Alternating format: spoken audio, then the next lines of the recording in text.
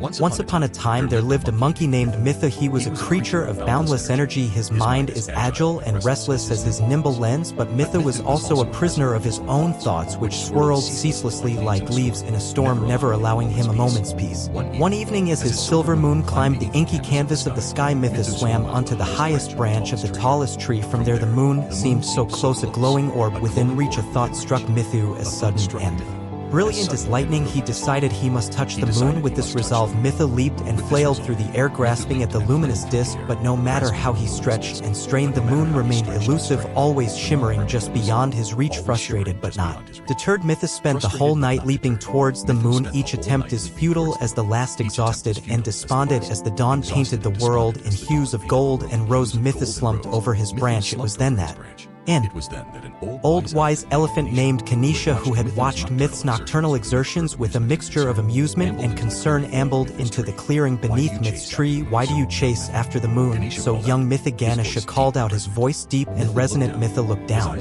his eyes wide and wild. "I must touch the moon. It seems so close. I feel I must be able to grasp it, yet it escapes me every time." Kanisha chuckled, a sound like rolling thunder. "The moon cannot be touched by leaping. It is not a fruit to be plucked from a branch. It is a reflection of something greater, something beyond, but it teases me with its nunness." Mitha protested, his voice cracking with fatigue and frustration. "How can I rest knowing it is there, just out of reach? Perhaps you are looking at it all wrong." Kanisha used plucking a leaf and blowing it gently from his trunk. "Watch this leaf as it floats to the ground." Mew watched somewhat reluctantly as the leaf spiraled down in a slow, serene dance, landing softly upon the earth. "See, the leaf does not strain towards the ground, it simply lets go and allows the to carry it where it will." Kisha said wisely, "You spend so much effort grasping that what is beyond reach, yet miss the beauty of letting things come to you." Mitha pondered this. It was a way of thinking foreign to his nature. "But how do I stop the chase? How do I find peace?" "You must learn to sit still, watch and listen. The moon does not rush across the sky, it follows its path peacefully," the old elephant advised, turning his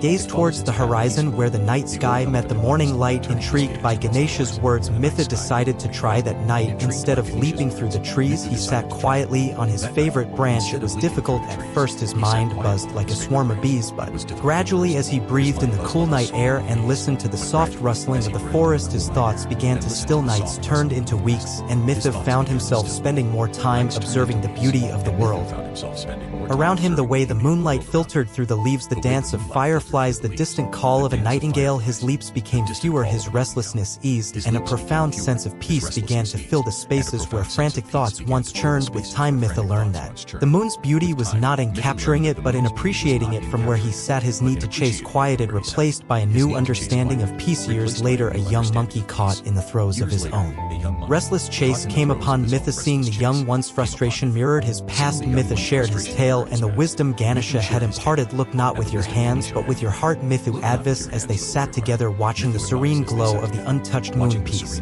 comes not from holding on, but from letting go." Thus the story of Myth's quest for the moon became a parable among the forest dwellers. It was a tale of the peace found not in grasping at the intangible, but in embracing them.